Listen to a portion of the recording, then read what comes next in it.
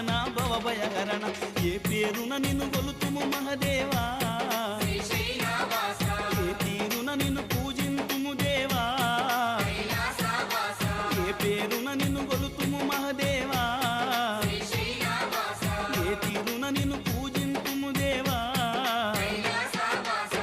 శ్రీశైలవాస శ్రీ మల్లినాథ నీ దర్శన భాగ్యం ఈవయ్యా మా జ్యోతిర్లింగా ఈ జన్మకు మోక్షం ఈవయ్యా ఓం జై జగదీశ